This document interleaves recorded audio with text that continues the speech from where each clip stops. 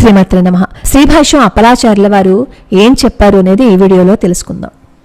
ఆపదామపహర్తారం దాతారం సర్వసంపదాం లోకాభిరామం శ్రీరామం భూయో భూయో నమామ్యహం.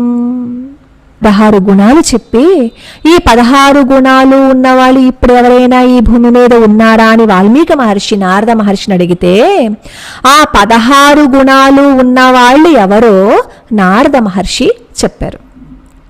ఇక్కడ వాల్మీకి మహర్షి అడిగిందేంటి? ఈ 16 గుణాలు ఉన్న నరుడు ఎవరైనా ఉన్నారా అని అడుగుతారు. ఉన్నారు, ఆ నరుడు రాముడు అని నారద మహర్షి చెప్పారు. రామాయణం అంటే సీతమ్మ రామయ్య చరిత్ర. రాముడు సాక్షాత్తు శ్రీ మహావిష్ణువే. రావణాసురుణ్ణి చంపటం కోసం రాముడు నరుడిగా దిగివస్తే శ్రీదేవి కూడా సీతమ్మగా ఈ లోకానికి దిగివచ్చింది. దశరథ యజ్ఞ సదస్సులో దేవతలందరూ రావణుడి బాధలని బ్రహ్మతో చెప్పి బాధపడుతూ ఉంటే శ్రీ మహావిష్ణువు దేవతలకి ప్రతిజ్ఞ చేస్తారు, నరరూపుతో దిగివచ్చి రావణుడిని సంహరిస్తాను అని. అలా శ్రీ మహావిష్ణువు శ్రీదేవి ఈ భూమి మీద అవతరించారు. తాను నరుడిగా అవతరిస్తే గాని రావణుడు చనిపోడు అని విష్ణుమూర్తి దశరథుడిని తండ్రిగా ఎన్నుకుని అతనికి కుమారుడిగా నరుడిగా ఈ భూమి మీదకి వస్తే లక్ష్మీదేవి జనకుడికి యజ్ఞభూమిలో లభించి మనుష్యకాంత అయ్యింది. ఇలా ఒక ప్రయోజనం కోసమే వాళ్ళు మానవత్వాన్ని సంతరించుకున్నారు కాబట్టి ఆ ప్రయోజనం నెరవేరే వరకు మానవులుగానే ఉండిపోయారు. శ్రీరామాయణాన్ని అధ్యయనం చేసిన వాళ్ళు రాముడిని దేవుడిగా ఆరాధిస్తారు, మానవుడిగా అనుసరించడానికి ప్రయత్నిస్తారు. రాముడు మానవుడే అని నిర్ధారణగా చెప్పటానికి అవకాశం ఉండేలా రాముడు ప్రవర్తించాడు. మానవుడికి ప్రధానమైనది ఏంటి? ఆచరణ. అది ఉన్ననాడు అతనికి దివ్యశక్తులు ఆవిర్భవిస్తాయి, లోకమంతా దేవుడిగా ఆరాధిస్తుంది. దేవుడే దిగిరానక్కర్లేదు అని గుర్తు చేయటం కోసం శ్రీ మహావిష్ణువు తానయ్యుండి పూర్ణ మానవుడిగా ప్రవర్తించాడు. కాబట్టి మనం ఆయన్ని దేవుడిగా ఆరాధించాం. దేవుడే కనుక ఆయన ఆచరించగలిగాడు. సామాన్య మానవులకి ఇది సాధ్యమా? సామాన్య మానవులం ఆచరింపగలమా అని ఆచరణకి దూరమై ప్రవర్తించటానికి ఆయన్ని దేవుడిగా భావిస్తున్నాం. రామాయణం ఒక్కసారి చదివితే వాల్మీకి వేసిన ప్రశ్న, నారద మహర్షి చెప్పిన సమాధానం మనకి అర్థమవుతుంది కదా. అది చదివిన తర్వాత కూడా మనకి ఈ సందేహం వచ్చింది. వాల్మీకి రామాయణం తెరిచి చూస్తే అసలు మొట్టమొదటి వాల్మీకి మహర్షి వేసిన ప్రశ్న నరుడు గురించి.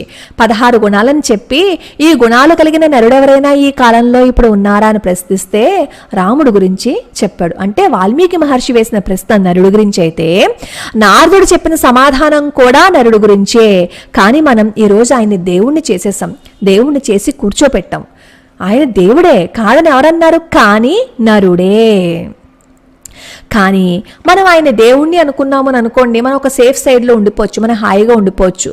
ఎందుకంటే దేవుడు కాబట్టి అలా చేశారు, మానవులు అలా చేయగలమా అని చెప్పి మనల్ని మనం సేఫ్ సైడ్లో ఉంచుకోవటం కోసం ఆయన్ని దేవుణ్ణి చేసేసాం. ఆయన దేవుడు కాబట్టి అలా నడుచుకోగలిగాడు అని చెప్పి మనం సర్దుపుచ్చుకోవటం కోసం ఆయన్ని దేవుడిగా చేశాం. ఎవరైతే తమ ధర్మాన్ని ఆచరిస్తారో వాళ్ళ దేవుళ్ళు అవుతారు. వాణ్ణే లోకం అంతా ఆరాధిస్తుంది. రామచంద్రమూర్తి అటువంటి వారే కదా. అయితే వాల్మీకి మహర్షి అడగటము, నారద మహర్షి చెప్పడం మాత్రమే కాదు, ఆయన దేవతలు కూడా వచ్చి అడిగారు, నువ్వు సాక్షాత్తు నారాయణుడవయ్యా అని. అప్పుడు రాముడు చెప్పిన సమాధానం ఏంటో తెలుసా? కాను కాను అని ఆత్మానం మానుషం మన్యే రామం దశరథాత్మజం అని సమాధానం చెప్పారు. నేను నారాయణ్ణి కాదు, నేను మనుష్యుణ్ణి, నాకు పేరుంది. దేవుడైతే ఒక పేరు ఉండదు, నాకు రాముడని పేరు. దేవుడైతే తండ్రి ఉండడు, నాకు ఒక తండ్రి ఉన్నాడు, దశరథుడి కుమారుణ్ణి, కాబట్టి నేను మానవుణ్ణి అని ఆయన చెప్పారు. ఇంత క్లియర్గా చెప్పిన తర్వాత కూడా మనం ఆయన్ని దేవుణ్ణి చేసి ఎందుకు కూర్చోపెట్టాము అంటే, దేవుణ్ణి అయితే దండం పెట్టుకోవచ్చు, మనకి కావలసిన కోరికలన్నీ కోరుకోవచ్చు, కాబట్టి ఆయన దేవుణ్ణి చేసి అక్కడ కూర్చోబెట్టాం. అదే మానవుడిగా చూసాము అని అనుకోండి, రాముడు ఏ విధంగా ఆచరించి చూపించాడో అవన్నీ చేయవలసి వస్తుంది. కాబట్టి ఆయన్ని మానవుడిగా మనం చూడడానికి మన మనస్సు ఒప్పుకోదు. రామాయణం అంటే త్యాగ కథ. ఆ కథ మానవుడికి నేర్పాలి. దానికోసమే మన స్వామి వచ్చారు.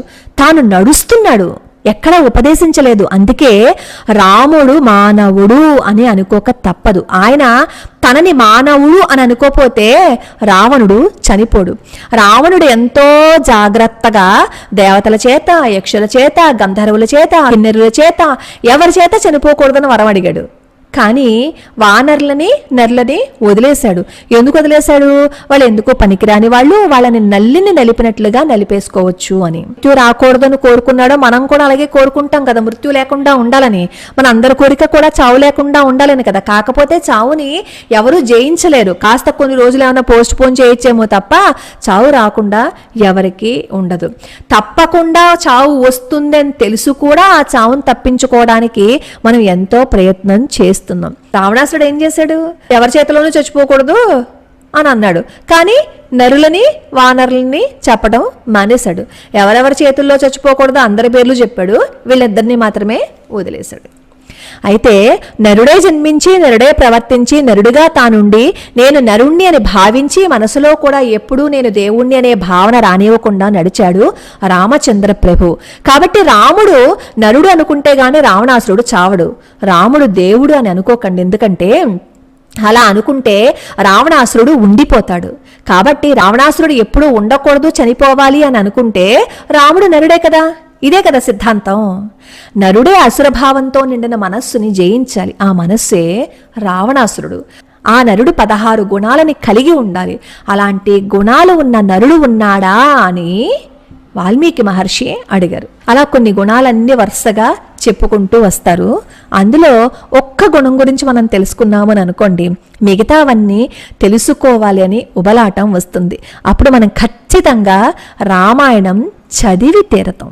రాముడి గుణాలలో సర్వభూతముల హితము కోరేవాడు అని ఒక గుణం వర్ణిస్తూ ఒక శ్లోకం చెప్తారు వాల్మీకి మహర్షి.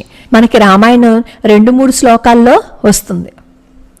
లోకంలో ఎవరికైనా ఆపద కలిగితే రాముడు వెక్కి వెక్కి ఏడ్చేవాడు అని చెప్తారు అందులో. అప్పుడు మనకు అనిపిస్తుంది, అదేంటి ఎవరికైనా ఆపద కలిగితే వెక్కి వెక్కి ఆడవడం అదన్నా పెద్ద గొప్ప అని. మనకు వస్తుందా దుఃఖం? ఇంకొకరికి బాధ కలిగితే మనకి ఏడుపు వస్తుందా? రాదు. మనకి ఎప్పుడు ఏడుపు వస్తుంది? మన కాలికి దెబ్బ తగిలితే, మన వాళ్ళకి ఏదైనా బాధ కలిగితే అప్పుడు వస్తుంది కదా. ఎందుకు? లోపల ఉన్న ఆత్మ ఒకటి, దానికి చెందిన ఈ శరీరం అంతా లోపల ఉన్నటువంటి ఆత్మకి వేదన కలుగుతుంది. కాబట్టి కాలికి దెబ్బ తగిలినా, నెత్తికి దెబ్బ తగిలినా, మన వాళ్ళకి ఏదైనా వచ్చినా సరే ఏడుపు వస్తుంది. ఇంకొకరికి దెబ్బ తగిలితే రాదు. కారణం ఏంటి? నీకు దెబ్బ తగలలేదు అని అనుకున్నావు కాబట్టి. నీలో, వాడిలో, విశ్వంలో సర్వత్రా వ్యాపించి ఒకే తత్వం ఉందనే జ్ఞానం కలిగితే ఏ ఒక్క చోట కలుక్కుమని దెబ్బ తగిలినా వెంటనే నీ హృదయంలో ఘాటు వేస్తుంది. ఈ స్థితి నీ లోపల కలగాలి. ఇది ఎవరికి ఉంది? రాముడికి ఉంది. అందుకే ఒక పక్షి చనిపోతే ఆ చనిపోయిన పక్షి కోసమని తన భార్య కనిపించకుండా పోయినప్పుడు ఎంత ఏడుస్తున్నాడో ఆ ఏడుపును కూడా మర్చిపోయి ఏడ్చాడు రామచంద్రమూర్తి. జటాయువుని కౌగిలించుకుని, అయ్యో నా పాపం వల్ల ఈ పక్షి చనిపోయింది అన్నాడు. నా పాపం వల్ల ఈ పక్షి చనిపోయింది అంటే మళ్ళీ మీరు వెంటనే రాముడికి పాపం ఎక్కడొచ్చేస్తుంది అని అనకండి. ఇది రామాయణంలోనే ఉంది. రాముడే అన్నాడు ఖచ్చితంగా. రాజ్యాత్ భ్రంశః వనే వానః సీతా నష్టా హతో ద్విజః. రాజ్యమా పోయింది అంతేనా? అడవిలో నివాసం ఏర్పడింది అంతేనా? సీతమ్మ కనపడకుండా పోయింది. నా దురదృష్టం ఎంత గొప్పది! ఈ పక్షిని కూడా చంపింది. ఈ దృశ్యం మమాలక్ష్మి నిర్దహే దహిపావకం అన్నాడు. ఎదురుగా తీసుకొచ్చి అగ్నిహోత్రాన్ని పెడితే నా పాపం ఆ అగ్నిహోత్రాన్ని కూడా దహించి వేస్తుంది. అంత క్రూరమైన పాపం కలవాణ్ణి నేను అని రామచంద్రమూర్తి గూర్చి తనని తాను నిందించుకున్నారు. తనని తాను అనుకున్నారు స్వామి రామచంద్రమూర్తి.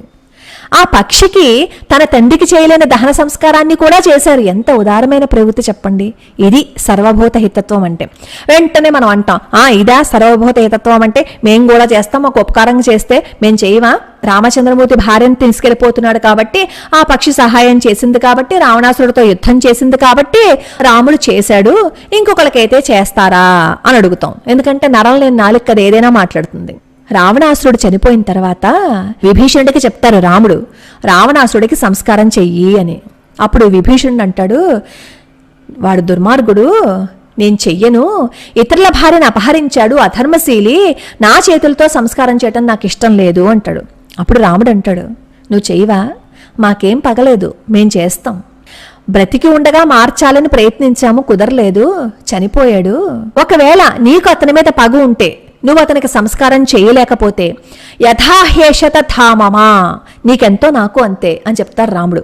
నీకు సోదరుడే కాబట్టి నేను సంస్కారం చేస్తాను అన్నాడు. నీకెంతో నాకంతే అంటే అర్థం ఏంటి? అదే కదా. ఎంత ఔదార్యం స్వామిది. అలా ఉండాలి అంటే ఎంత ఔదార్యం ఉండాలి, ఎంత గొప్పతనం ఉండాలి చెప్పండి. అది రాముడంటే. రావణాసురుడు ఎలాంటి వాడో ఏం చేశాడో తెలిసి రాముడు అతనికి సంస్కారాలు చేస్తాను అన్నాడు అంటే అది కదా సర్వభూతహితత్వం అంటే, అది కదా ఔదార్యం అంటే. శరణు పొందడానికి వచ్చాడు విభీషణుడు. వచ్చి ఆకాశంలో నిలబడి నువ్వే నాకు శరణు అంటాడు. అప్పుడు అతనికి రక్షణ ఇవ్వడానికి రాముడు అందరినీ ఒప్పిస్తాడు. ఎందుకంటే రావణాసుడి నుంచి వచ్చాడు, అతను కూడా రాక్షసుడే, మన దగ్గర నుంచి ఏవైనా తెలుసుకుని వెళ్ళిపోవడానికి వచ్చాడని చెప్పి అక్కడ ఉన్న వాళ్ళందరూ అంటే రాముడు అందరినీ ఒప్పిస్తాడు. ఒప్పించి సుగ్రీవుని పంపిస్తాను వెళ్ళి తీసుకురా అని.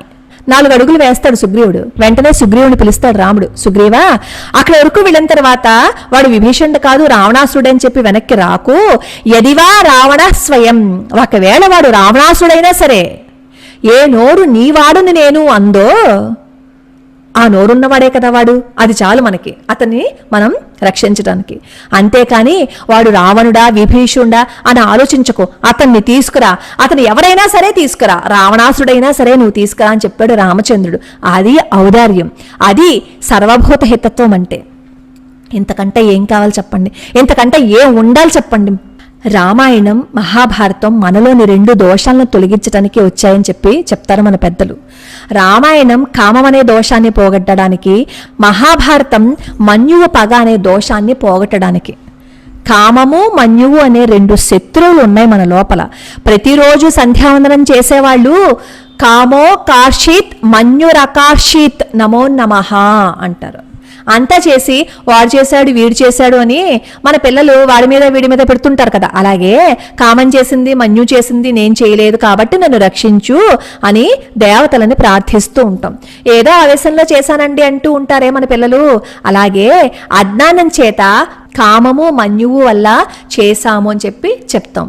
కామము రావణాసురుణ్ణి సమూలంగా నాశనం చేసేసింది. మన్యువు పగ మహాసముద్రంలా పెరిగి భారతంలో కౌరవ వంశాన్ని నాశనం చేసింది. మన్యుమయ మహాద్రుమం అని చెట్టుతో పోల్చారు భారతంలో. ఆ మన్యువు అనే మహాద్రుమానికి అడుగున ఒకే ఒక వేరు. మన్యువు పగ మహాసముద్రంలా పెరిగి భారతంలో కౌరవ వంశాన్ని నాశనం చేసేసింది. మన మనస్సులో ఈర్ష్య ద్వేషం ఇవన్నీ తొలగాలి అంటే మనసును నిగ్రహించుకోవటమే ప్రధానమైన సాధనము అని శాస్త్రాలు బోధించాయి. అటువంటి మనస్సును కలిగిన వాడు ఆత్మవాన్. ఆ ఆత్మవాన్ ఎవరు? రాముడు. మనస్సునే రావణుడితో వ్యవహరించారు. కావ్య పద్ధతిలో వ్యంగ్యంగా బాహ్యంగా రావణుడు లోపల ఉన్న మనస్సే. వాడు ఎప్పుడూ చావకుండా వరం పొంది ఉన్నాడు. ఆ రావణుణ్ణి జయించటానికి నువ్వు రాముడివి అంటే మానవుడివి కావాలి.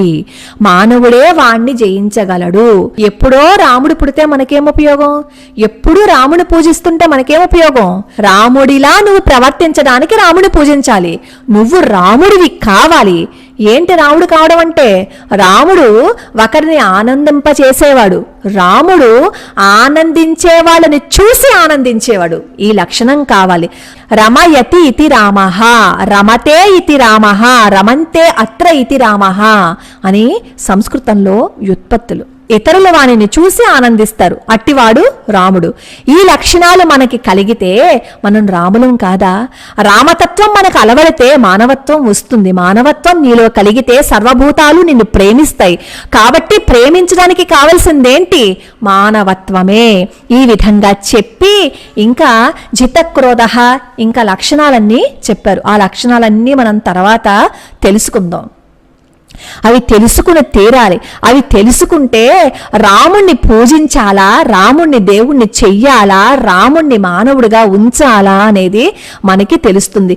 ఈ 16 గుణాలు ఎవరికైతే ఉన్నాడో ఆ 16 గుణాలు ఎప్పుడూ మానవుల్లో ఉండాలి. అలాంటి మానవుడు ఈ లోకంలో ఎవరైనా ఉన్నారా అంటే రాముడు గురించి సమాధానం చెప్పాడు. కాబట్టి రాముడు మానవుడా కాడా అంటే రాముడు మానవుడే. కనుకే అతని చేత రావణుడు చనిపోయాడు. మరి మనమో తెలీదు. మనం మానవులం కావాలంటే ఏం చెయ్యాలి? రాముడు గూర్చి ఒక్కసారి చదవాలి, వినాలి. రాముడు ఎలా నడిచాడో అలా నడవాలి. రాముడిని చదివితే పూజిస్తే రాదు. రాముడి గుణాలని నువ్వు ఒక్కొక్కటి ఆచరణలోకి తెచ్చుకోవాలి. ఈ 16 గుణాల్లో ఏ ఒక్కటైనా మనం అలవర్చుకుంటే మనం 16వ వంతు మానవులం. 2 నేర్చుకోగలిగితే 8వ వంతు మానవులం. ఇలా లెక్క వేసుకుంటూ మానవులం కావాలి. ఈ 16 గుణాలు లేకుండా కన్ను ముక్కు చెవులు ఉన్నాయి, ఓటు హక్కు ఉందని మనం అందరం మానవులు అనుకుంటే అది సరి అయింది కాదు. మన మానవతత్వాన్ని మనం పర్యవేక్షించుకోవడానికి శ్రీరామాయణం చదువుకోవాలి. ఇదివరకు పూర్వం పెద్దలందరూ నేర్పించేవారు, తల్లులు చెప్పేవాళ్ళు, తాతమ్మలందరూ చెప్పేవారు. కాబట్టి ఈ నీతి కథలన్నీ మనకి తెలిసాయి. మనం ఎలా ఉండాలి, ఎలా ప్రవర్తించాలనే విషయం మనకి అర్థమైంది. ఇప్పుడు చెప్పేవాళ్ళు లేరు, చెప్పినా అర్థం చేసుకునేవాళ్ళు లేరు. వితండవాదన చేస్తూ రాముడు మానవుడా, దేవుడా, రావణాసురుడు బ్రాహ్మణుడా, రాముడు ఆ పూజ చేశాడా, ఈ పూజ చేశాడా అని చర్చించుకోవటానికి మాత్రమే మనం రామాయణాన్ని చదువుతున్నాం. రామాయణం చదవాల్సింది ఎందుకు? నువ్వు రాముడిలా ప్రవర్తించు, రాముడిలా ప్రవర్తించేటట్టు చెయ్యి అని మనకి రామాయణం చెప్తోంది. శ్రీరామాయణంలో ఉండే రాముడు మానవుడే. ఆయన మానవులని మానవులుగా నిలపడానికి అవతరించాడు. కాబట్టి అట్టి మానవుడైన రామచంద్రమూర్తిని మనందరం సేవించి తరిద్దాం, వారి గుణాలని కీర్తిద్దాం, అలవరుచుకుని ఆచరిద్దాం. ఇదన్నీ విన్న తర్వాత కూడా రాముడిని మానవుడు అంటారా అని అడిగితే దానికి సమాధానం ఎవరూ చెప్పలేరు. ఎందుకు అంటే రామాయణం చదవాల్సింది, రామాయణం తెలుసుకోవాల్సింది ఎందుకంటే రాముడిలా ఉండడం కోసం, రాముడు ఏం ఆచరించి చూపించాడో అవి చేయటం కోసం, దెబ్బలాడుకోవటం కోసం కాదు. ఇంకా దెబ్బలాడాము అంటే రామాయణం చదవలేదని, రాముడంటే అర్థం కాలేదని. రావణాసుడు ఇంకా బ్రతికే ఉన్నాడు. ద్వేషం, ఈర్ష్య, కోపం, అసూయ, స్త్రీని చేర్చటం, మద్యం తాగటం ఇలాంటి దుర్గుణాలతో ఆ రావణాసురుణ్ణి సంహరిద్దాం. ఆ రావణాసురుడు ఈ భూమి మీద లేకుండా చేద్దాం. అప్పుడు రామరాజ్యం అవదంటారా చెప్పండి. ఇందులో ప్రతి మాట శ్రీభాష్యం అప్పలాచార్యుల వారిది. ఆయన రామాయణాన్ని ఎంత అద్భుతంగా చెప్పేవారో, అసలు రామాయణం అంటే ఎవరు గుర్తుకొస్తారు అనేది ఒక్కసారి బుర్ర పెట్టి ఆలోచిస్తే మనం ఇంకెప్పుడు రాముడి గురించి వాదనలకి వెళ్ళం.